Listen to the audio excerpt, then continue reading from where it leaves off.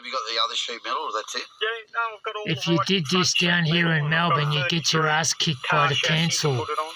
Yeah. He's Hey, the Rick, other what are side those of New chassis down South there, Wales. mate? This guy Are said you can do it. They're vintage Packard chassis from the 1920s. And this guy's happy collecting. Wow, Look at it all. Look at the side rails on it, massive. Yeah, they were over-engineered. Back in, Yes. in the days, they thought that if you made something big and heavy, that it wouldn't break. But the trouble is, they overdid it. They were that big and heavy that the car was flat out pulling its own weight. So Rex, that Packard there, how would that have landed here? Who would have bought that here? No, wealthy graziers. Okay. Yeah. They get their wool check every year, and they'd go out and, once they got their wool check, they'd go and buy a brand new, trade the old one in and buy a brand new model.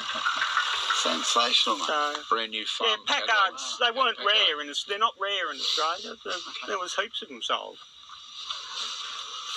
Wow, look at this. But, You know how desirable these things are at the moment? yeah. Every man and his dog wants one, and it's just absurd. And that one's a project in the making that I reckon I'll probably do in the next year or two. It's a 1929 Chrysler Model 75.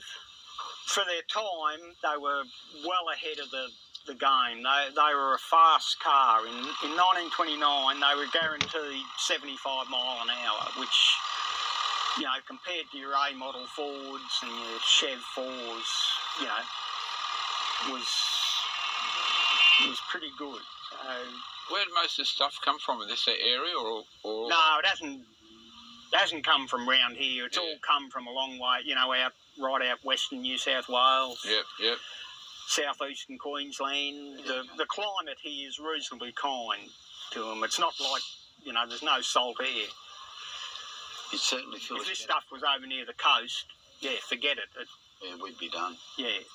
Most of the big yards, that were around years ago, where blokes, had paddock fulls of old cars and trucks and tractors, and they've just about all gone now. The ones that Because you're not allowed to do it anymore. The council jumps up and down and says you can't do that.